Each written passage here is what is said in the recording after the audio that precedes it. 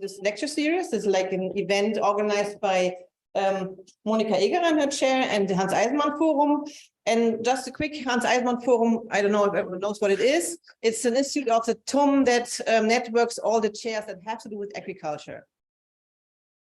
Don't know, doesn't have to be in Weinstefan, but also in Garching. Everyone who has projects going on with agriculture can also always contact us, and we bring them together and we network and we do events for outreach and try to push topics. And part of the Hans Eismann Forum are these two guys, three guys actually. They are always sitting here in the back and doing all the technical stuff. So let's give them a hand. Thank you very much. Thank you. And in this semester, we are talking all about soil as a foundation for our food production.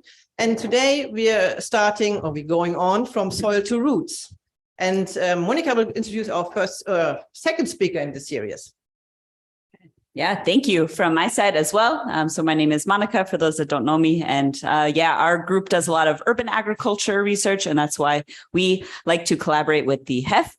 And so it is my pleasure to give a warm welcome to Mohsen Zare, who is a new professor at the TUM in soil biophysics and environmental systems. Sounds pretty fancy. Yes, it is. So we are very, very happy to have Mohsen as a part of our department and as a part of our school as of October, I believe, or September. Yeah. And he is the second speaker in this 4-part series. And so today he will be talking about from soil to roots, how modifying your surroundings can ensure your life. And a little bit about Mohsen is that he did his PhD in Göttingen. So he's been in Germany since 2010, if I have that correct. And here he was working in the division of soil hydrology. Then he continued at Göttingen as a postdoctoral researcher, and then moved to Bayreuth, so came closer to us here in Munich or Freising, moved to Bavaria in 2017, and there worked as Akademischer Rat in the chair of soil physics. And now since September, he has been an assistant professor in soil biophysics and environmental systems here at the TUM, and has a lot of research on not just soils, but also soil, root, plant, and well, I guess I should just say plant interactions. And we are very excited to have him distill his very complex research for us tonight. And I will turn it over then to Mohsen. Thank you, Mohsen, for being here. Yeah, okay.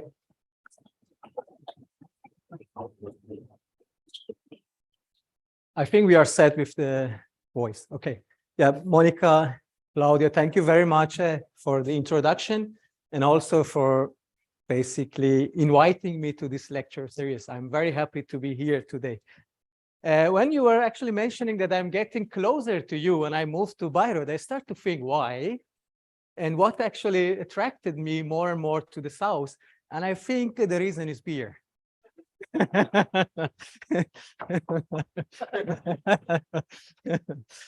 Okay, cheers, guys.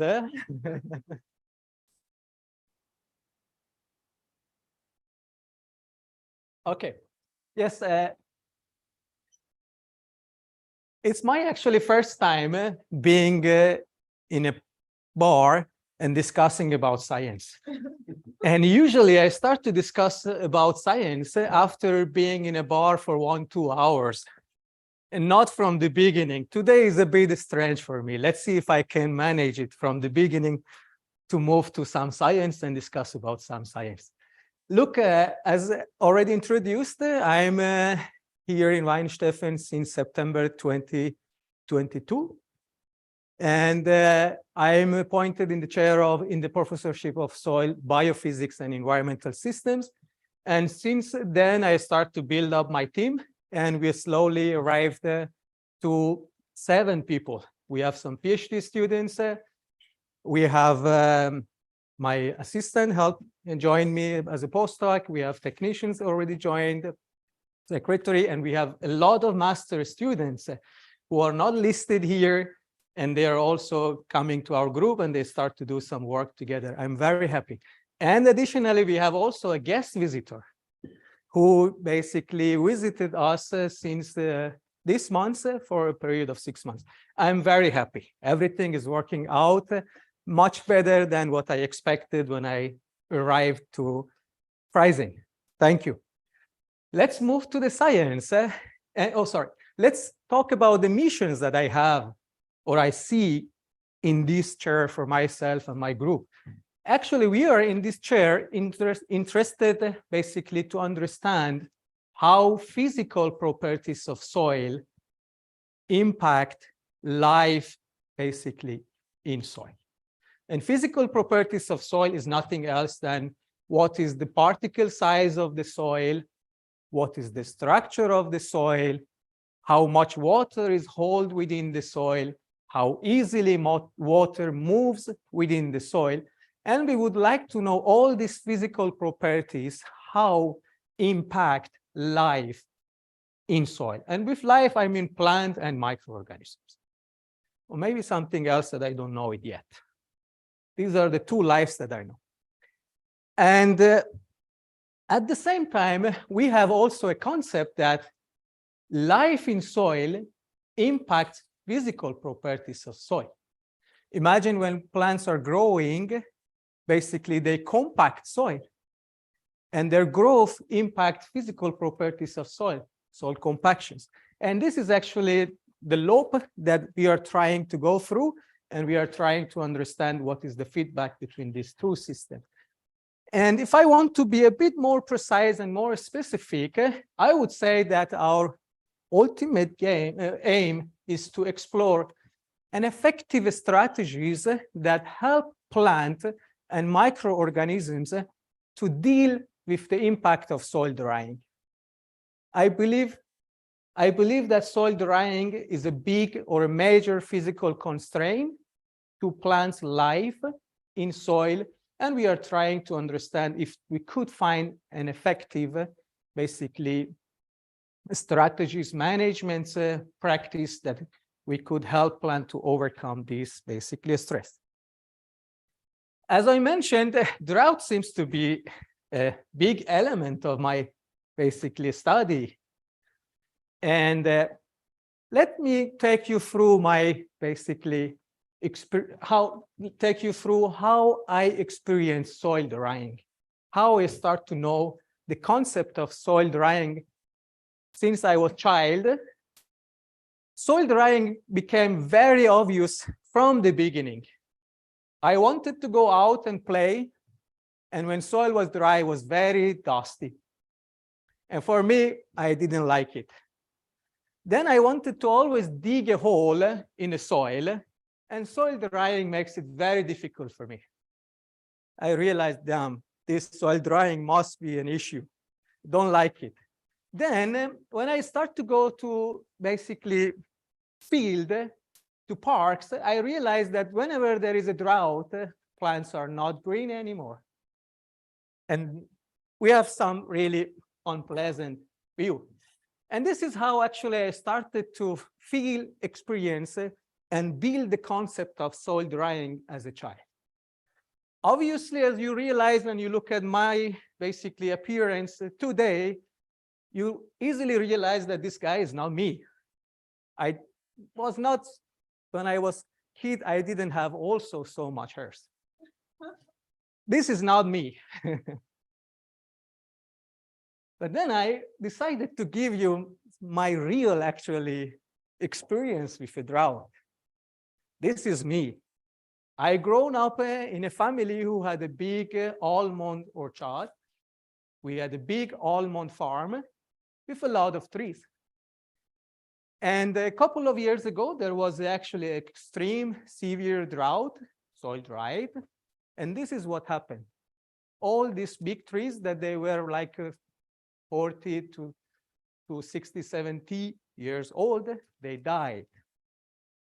And this is my own experience of soil drying. This is when I talk about drought and soil drying, this is what I felt, and it stays in my brain. And this was a bit sad story, what I mentioned so far and how I experienced it. But life was not always sad. When I was a kid, my dad actually also tries to find a way of making me happy on his farm and try different things. And one of the hobbies that actually he maybe created for me was that among all his trees, he decided to select one bitter almond.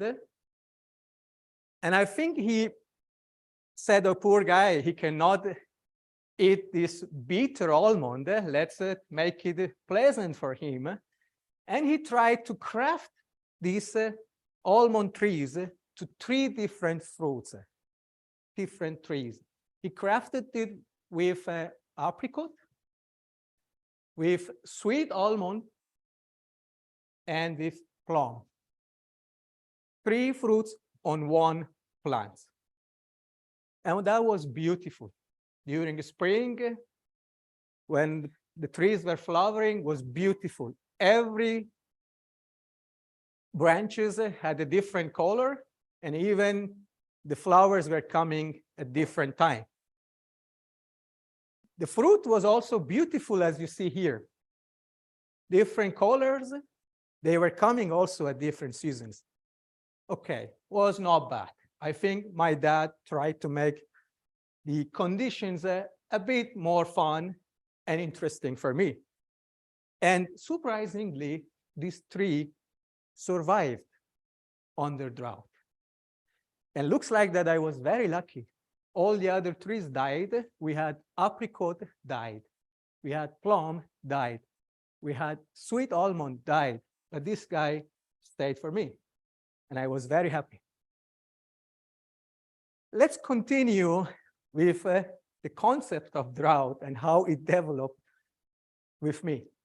When I start to go to university, I forget all this observation, which is sometimes pity, and focused on theories, which sometimes I'm actually taking my students also to the same approach. And I start to focus on the theories.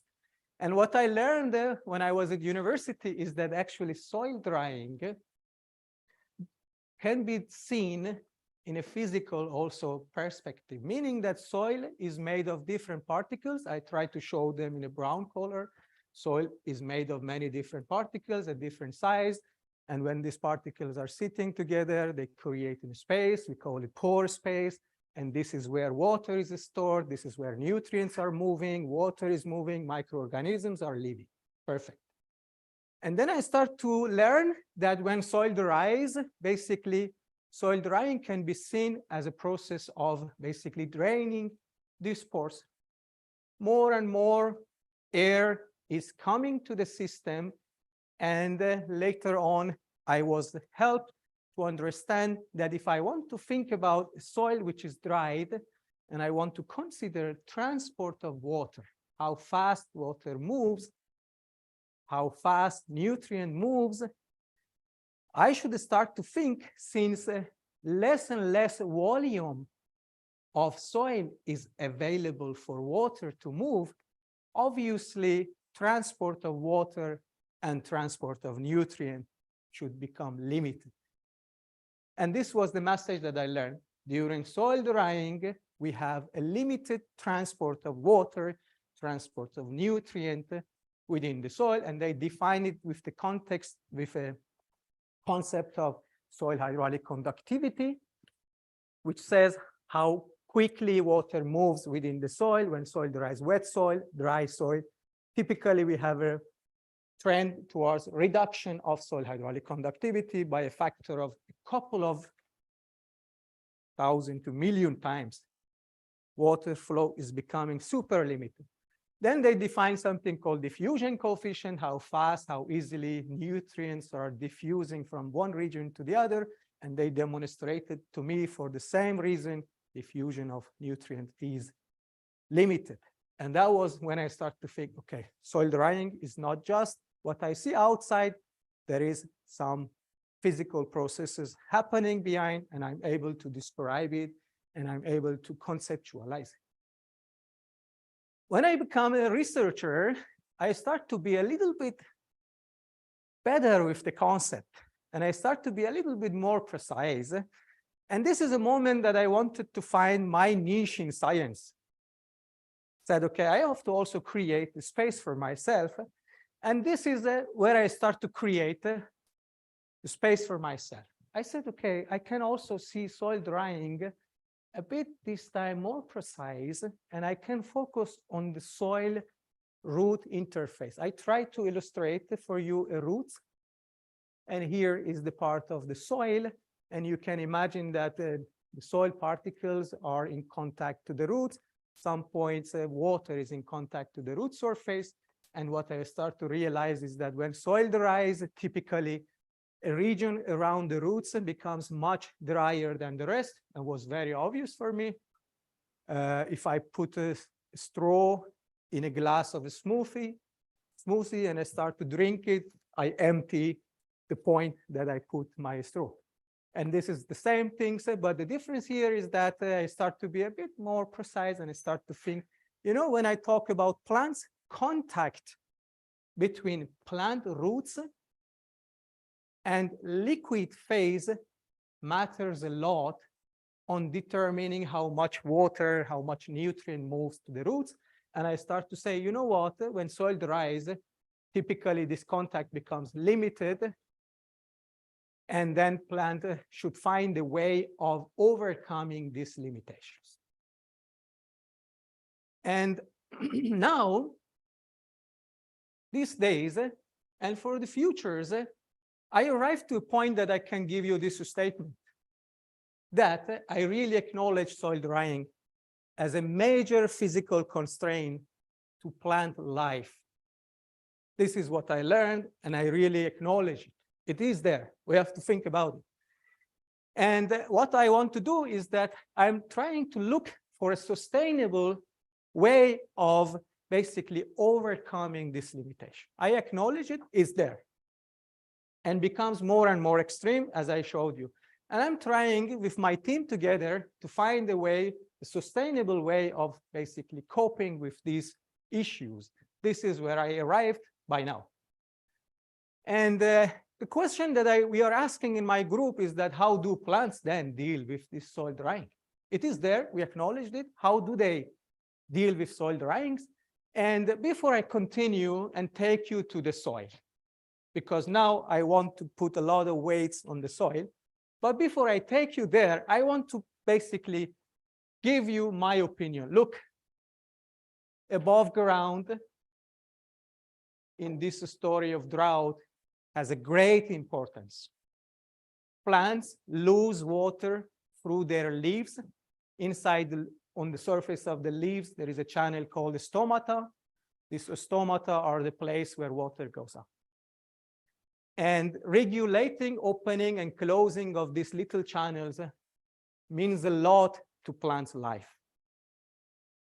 And plants are regulating their stomata opening, closure. They reduce their surface of the area of the leaves, and the one that they could regulate this, at least these two factors are typically very successful under drought conditions.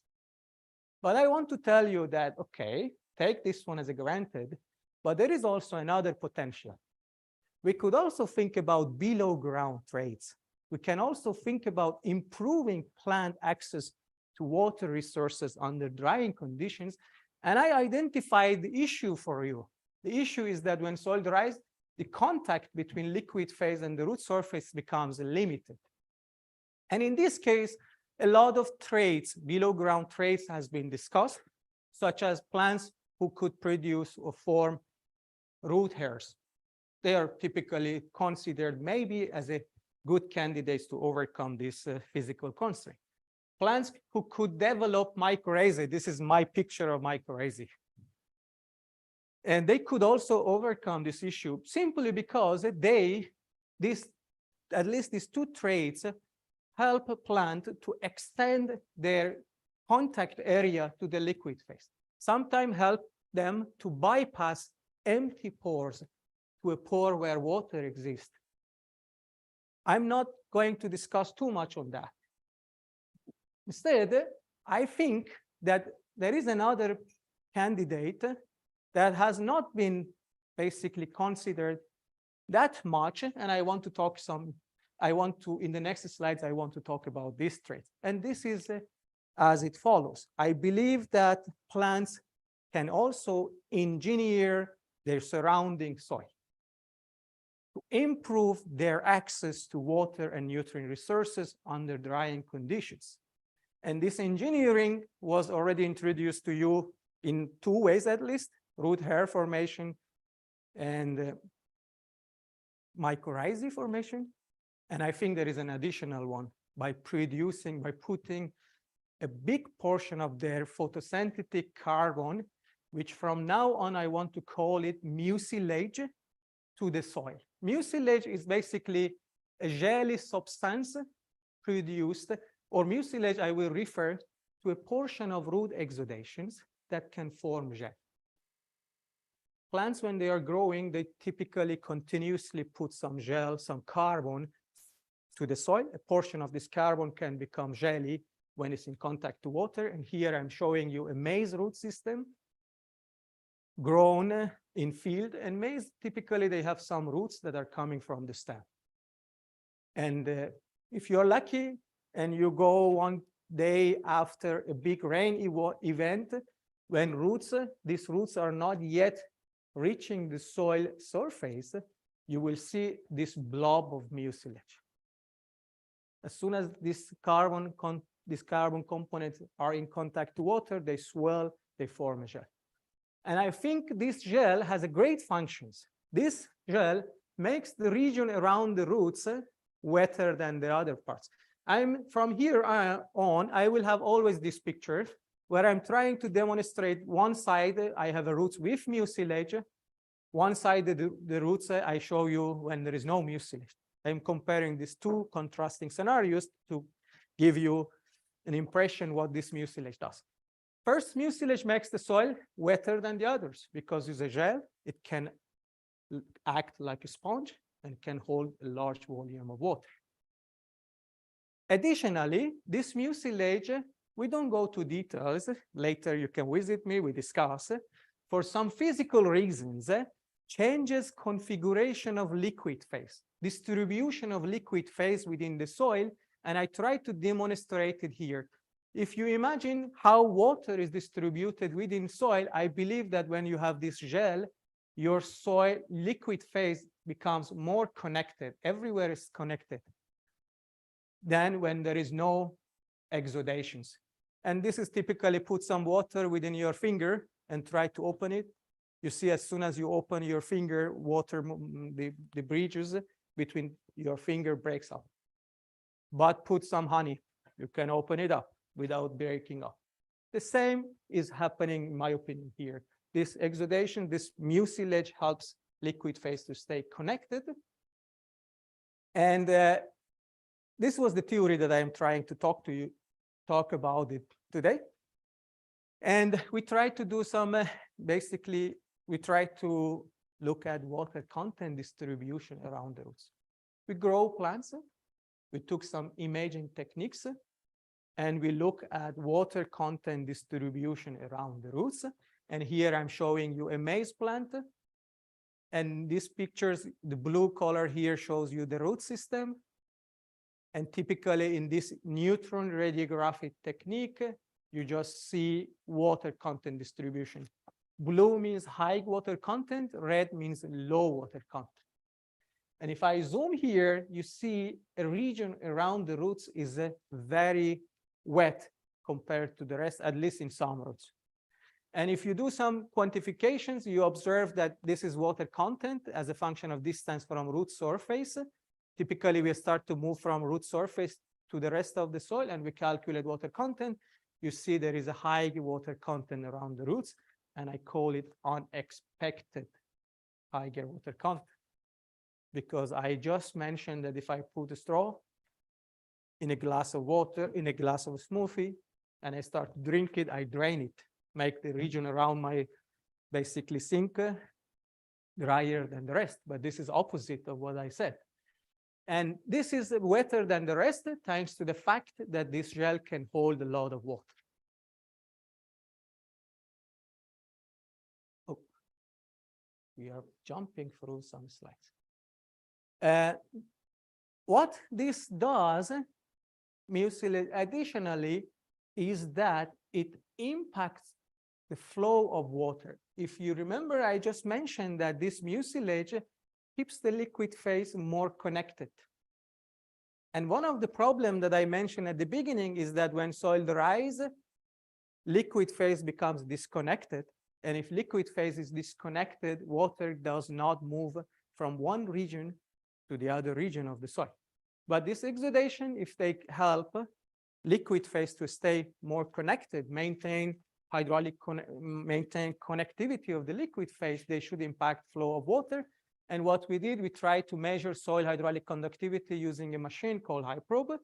And we tried to basically plot the data here. This is hydraulic conductivity. For now, how fast water moves is nothing else than the velocity of the car. Just like that. Velocity of the car, you can imagine it like that. How fast water moves when soil at different soil water potential. Here is a very wet soil. This is a very dry soil. Typically, hydraulic conductivity of the blue shows the hydraulic conductivity of a controlled soil, soil without mucilage. And hydraulic conductivity is high when soil is wet, larger area for water to flow. And then the area becomes limited and the water goes to smaller pore, therefore the speed becomes lower and lower. But when you add these exudations and we measured it, especially at dry conditions, we observed that actually the water flow, at least in this soil, maintained or sustained higher than the soil, than the control. Meaning that actually this mucilage keeps this liquid phase connected. By the way, this is an X-ray tomography of a soil, glass beads, by the way, mixed with some exudations. And we monitored water distribution during soil drying, and you see the liquid phase is very well connected. And this is where water still could move. And the consequence, I think, is very obvious for you. I don't need to put a lot of words on it, right? If I look at the kind of soil drying scenarios, it becomes very obvious that if plants put a lot of exudations, a lot of mucilage in their surface, they can sustain supply of water under drying conditions because the system is more connected, is wetter, compared to the case that actually there is no exudations. We can think that this is a good trait, maybe. We can start to include it in our basically breeding programs. I think it becomes also very obvious for us that if we start to measure diffusion of nutrients within the soil mixed with mucilage and the soil without mucilage, we expect a higher diffusion of nutrients under drying conditions.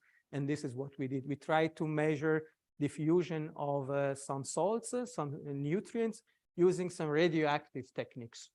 We put some radioactive materials in one side, and we monitored over time how this red color for today moves to the other side. And then depending on how fast this radioactive moves from one side to the other side, we calculate diffusion coefficient, and this is what we observed. Diffusion coefficient tells how easily nutrient moves within the soil as a function of soil water content. The red shows diffusion coefficient of a controlled soil. Typically, diffusion coefficient drops down because less area is available for nutrient to move. But when we have these exudations at the same water content, amount of water is similar. The total volume that nutrient can flow through is the same, but what you see is that in a blue one, nutrient diffusion is a bit higher. Why? Because the system was connected and nutrient can diffuse through this path. Remember, this is a 3D one, and we are just looking from top. I think you are ready to accept it from me that if I start to discuss about the scenario when nutrients have a low concentration in the soil solution. We are looking at the case of phosphorus. We are, to be a bit more correct, we are looking at the case of potassium.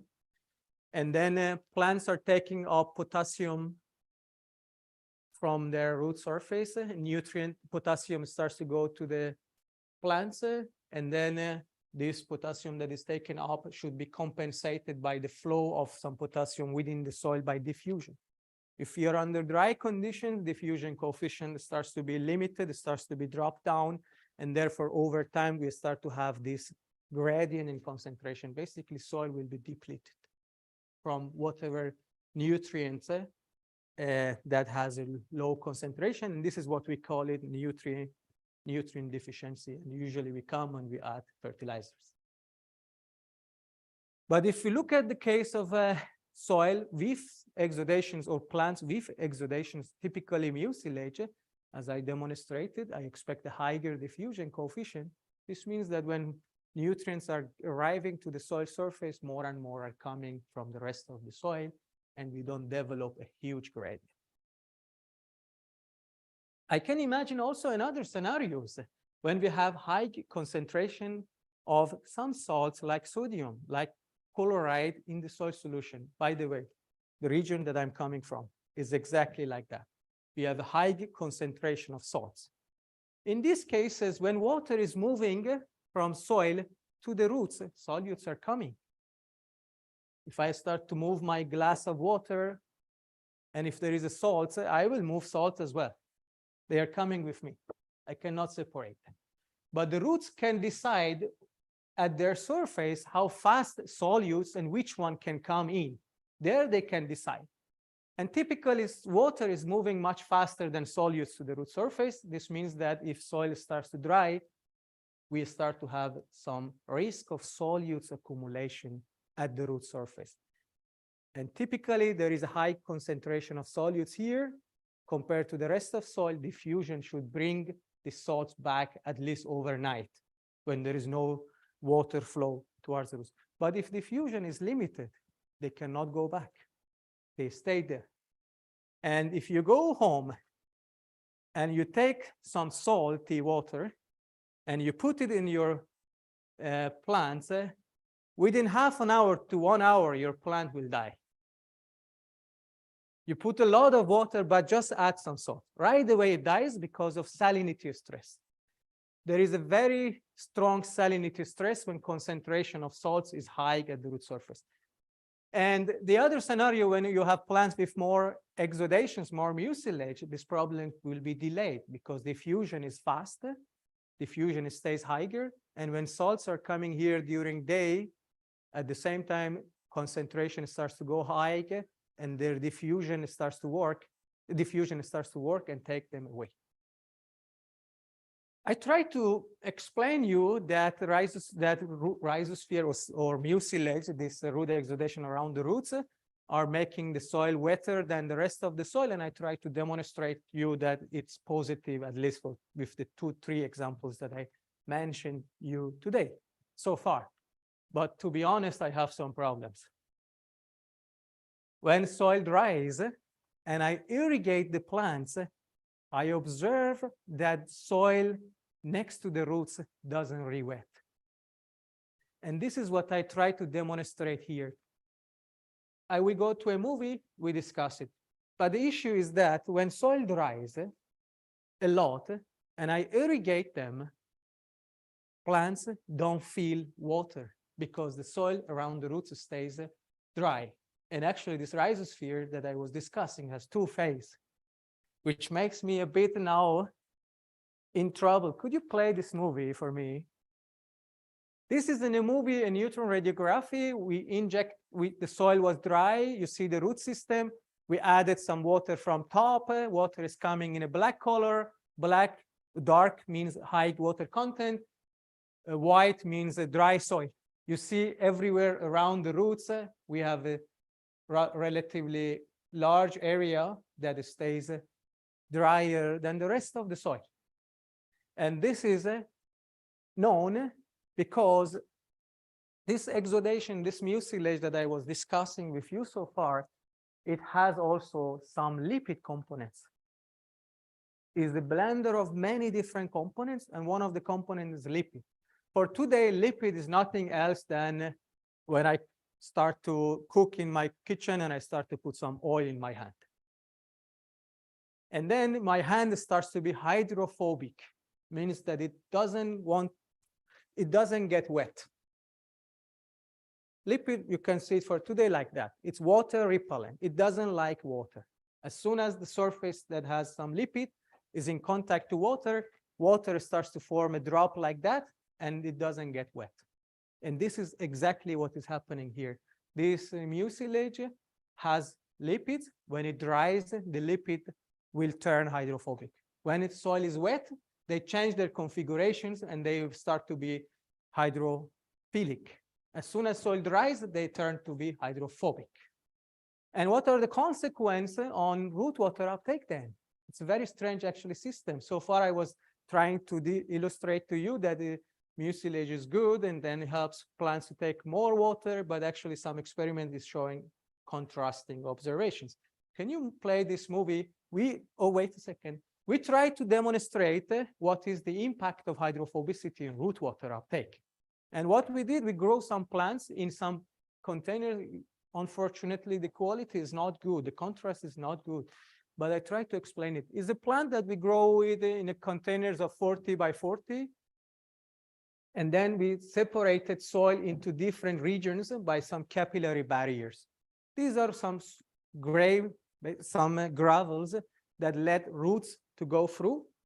But when soil dries, water cannot move from one side to the other. They are acting like kind of isolations. And they are isolating one part of the soil from the other hydraulically. And our idea was to put one side, to irrigate one side of our container with water and the other one with surfactant. How did we get this idea? When I have my dishes dirty, fatty, oily, or my hand, my solution to that is that I take detergents. And with the help of detergents, what I do, I increase the contact between water and the surface of my dishes, surface of my hands. And we said, okay, if this system turns hydrophobic, let's use surfactants. Surfactants are a kind of materials like detergents. They have a reduced surface tension and they can wet any hydrophobic surfaces. And the idea was to inject water here, surfactant here, water there, and we look at these regions and see how fast water comes to these dry roots. Can you play it now, please? I think we see very fast transport of surfactant plus water to the root system, while the other side is very slow. This experiment takes a couple of hours. After processing it, what we learned that root water uptake is reduced by a factor of 6 times when rhizosphere turns hydrophobic.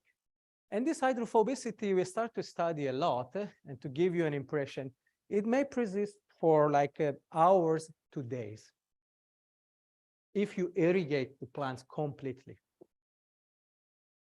And now I'm in a trouble, right?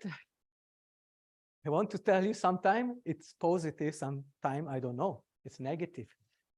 But actually, if I look closely to these two-phase stories, I may see different things.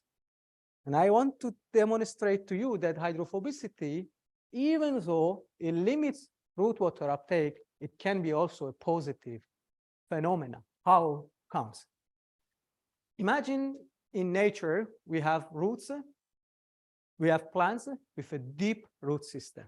And typically when you are outside, you will get a wetter soil. If you start to think about the deep soil profile, usually the shallow parts are much drier than the deep parts. In theory, plants who are in contact, plant roots, which are in contact to wet soil at the bottom, they could take up water and they could pass it up to the leaves, in theory. On the way, roots are in contact to a dry soil. And this water can easily leak out because roots are porous media. If water goes in because there is a higher energy of water outside than inside, the same can happen when energy or water potential is actually reversed. They can go out. And this story becomes even more relevant and interesting if you think about competitions within plants. We have a lot of plants in competitions. One is pretty drought tolerant than the other one. The drought tolerant one makes the surface extremely dry, meaning that this guy can lose water to dry soil because the other one is making the soil dry, dry, dry. And now at that moment, having a system that becomes water repellent seems to be interesting. Very cheap way of temporarily disconnect root system that are in contact to dry soil from the dry soil. And this could be in this way positive. And I think I managed. It took me some hours today to think how to bring it, how to discuss about these two contrasting scenarios with you. I think I put it in a context, right? To summarize, look, challenge is soil drying is a major physical constraint. I believe that potential candidates are below ground, and this is where my team in the Professorship of Soil Biophysics and Environmental Systems are focused, and we are trying to see which root traits, when, and why they are important. This is what actually we are trying to work on it. And as an example, I have been in this business for many years. As an example, decided to choose today mucilage, and I discussed that it keeps the rhizosphere wet and the soil around the roots wetter than the rest, and in this way sustains transport of water and nutrients. And I try to show you that in some cases it turns water repellent, and in this case is also positive. I want to give you also a message, a take-home message. And I thought that let's revisit my dad activities and let's acknowledge what he did for me. He tried to make me happy when I was a child at home. Let's acknowledge him. After many years at university, what I tried and doing research, studying at university, doing research, I arrived to a point that today my take-home message is that below ground trait matters. This is what I want to tell you. And when I was trying to formulate it for you, I start to realize it's pity that I knew this lesson when I was a child. And my dad actually taught me this lesson, but I didn't get it. And it took me many years to go through university, solving a lot of equations, designing a lot of experiments, and arrive to this point. But actually, he demonstrated to me, but I didn't appreciate it. I didn't get it. What my dad did was very interesting now that I'm revisiting it. He knew that a bitter almond, for whatever reason, is more drought tolerant than the other trees in his farm. He knew that. And then he decided to graft different trees on below ground of this drought tolerant tree. He didn't know for what reason, but he knew that there is a trick, something is working there, and actually was working. A lot of trees died, and this tree that had 4 different basically fruits on top was the latest one. I'm actually in this point, I'm disappointed why I didn't take any picture. I had to make up this picture, but believe me, it was the reality. It was reality. Okay, by that, I would like to stop my presentation here. And thank you for being patient till the end. Thank you.